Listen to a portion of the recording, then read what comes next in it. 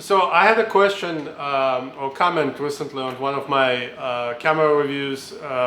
People were asking, so Tim, how you actually use the X-T50, and as you know, I have had Fuji X-T50 for a while. I had it for a couple of years now. I put many thousands of pictures and some video with it as well. And over this past couple of years, it kind of the kit has stabilized, and I guess people were curious how I actually how I use it.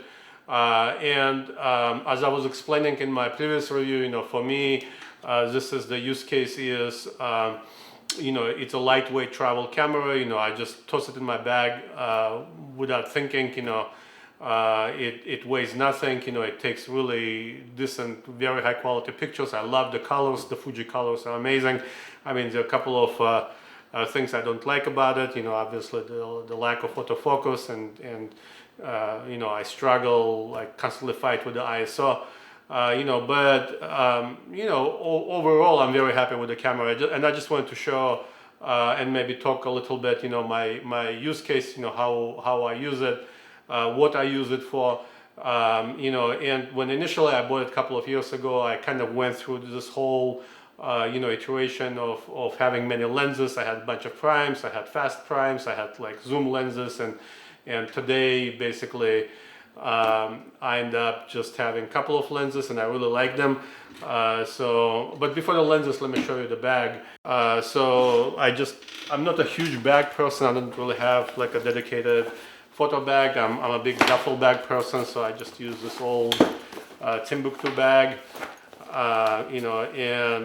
I'm pretty happy with it. I had it for maybe 10 years, maybe longer. And I bought a inexpensive, like $10, like a little isolation, a little what they call a not a cover, enclosure, I guess, and so I can put the things into it. I can assemble the kit in it, and it has a bunch of separators in it, and so what I end up doing is just like I would take the Timbuktu, and I would put the enclosure in it, and the camera gear goes in there. And the idea is, so when I usually go this way, I go lightweight. I like to bike, and when I bike, I usually go 30-40 miles at a time. So this weighs nothing. Usually would have some a couple of other biking things in there, maybe a spare tire, maybe a couple of tools, something like that. And I typically pack with me also I pack a tripod. This is something, it weighs nothing basically. Just like extremely light. It's made out of, I don't know what it's made out of. I think it's probably fiber optic, or cut fiber or something. And just they're super easy to put it in a bag. And if I'm going to go shoot wildlife or going to go shoot birds, this is something that just goes into the bag by default. And in terms of the actual lenses, let me just show the couple of things that I use. So first off, I have this Sigma. It's 18-50, and this is my like walk around lens. It's pretty fast. It's 2.8, and it weighs nothing. I'm very happy with it. Once you put it on, you have a very functional camera. I recently was in Madrid in Spain, and I was shooting mostly on this lens, right? I mean, so it has you can attach the lens hood to it, and then it looks like a professional series camera, and I'm pretty happy with it. It gives you that wide angle at 18 that you can do the landscape, you can do the architecture, you can do the things that you need to do, and it goes up to 50. So this is obviously APS-C. This is a crop sensor, so you need to multiply by 1.5, you know, to actually arrive at the focal length. But you know, it's okay. You know, I'm pretty happy with it. But the lens that I really like, which is one of the reasons I actually keep the whole thing in my bag most of the time, I'm absolutely in love. If you can be in love with the 70-300, it's an amazing lens. You know, if you consider a full frame lens of this focal length, you know, it's going to be a huge lens, like a bazooka. And I'll show some footage of like I just went biking up on Plum Island in Massachusetts, and I specifically took some pictures of the people shooting with Canons and Nikons with, you know, 300, 400 millimeter lenses, and you know, they are huge. They obviously they produce amazing pictures, but I mean, at some point, you know, do you really want to have something that weighs, you know, like 3-4 pounds in the bag? I mean, you know, realistically, are you going to carry this? And this is what I mostly use when I go biking, you know. So this is something that I don't even use the lens hood. This gives me that enough focal length. You know, if I want to go shoot birds, you know, I can. If I want to go shoot, you know, like the boats, you know, something out in the ocean, I also can. Super easy to put it into my little contraption here, you know, like goes right there, boom, you're done. I can toss it into my shoulder, and I can go bike, you know, half a day, and you know, it's going to be fine.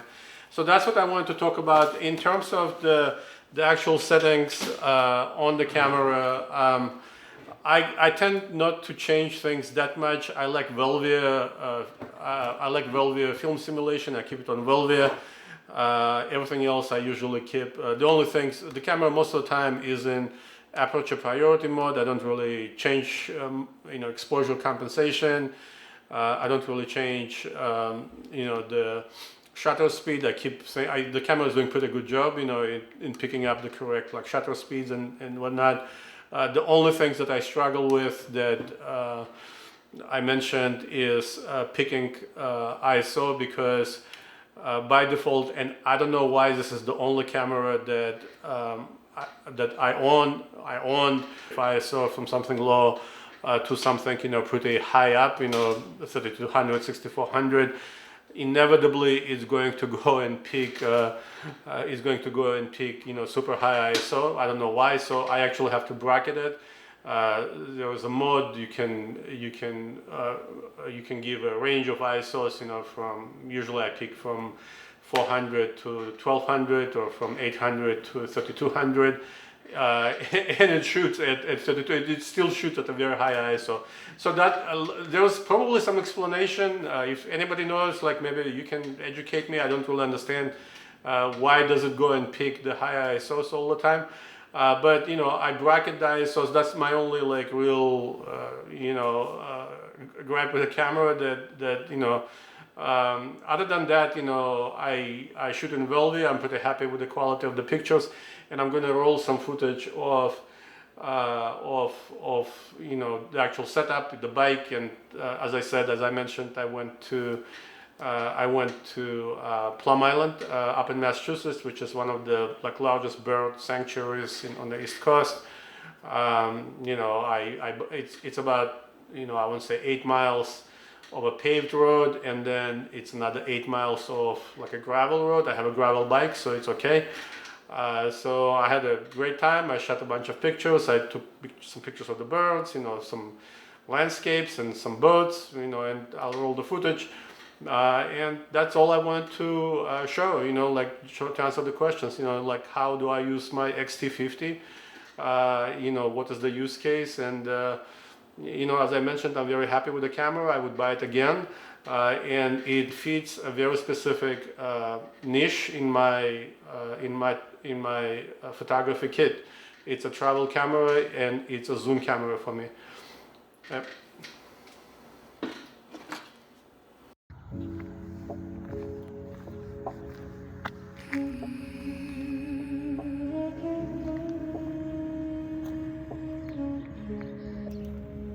What the city said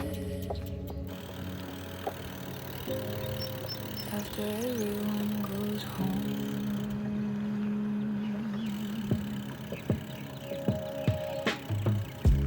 After hours frequency in the walls, soft electric hum beneath the gold. Rain keeps whispering across the skyline, like stories too expensive to be told. A low bass pulse moves through the lounge, velvet shadows leaning into smoke. Your silhouette in fractured mirror light, saying everything we never spoke. Stay in this signal, stay in this shimmer. No outside voices, only tone. After hours frequency, calling through the blue. Every fading waveform still comes back to you.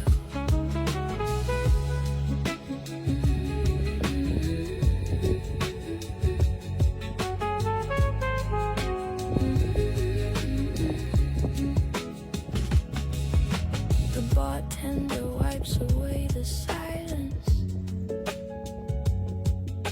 A trumpet sigh dissolves into the room. Taxi lights drift slowly through the window, like little ghosts preparing for the gloom.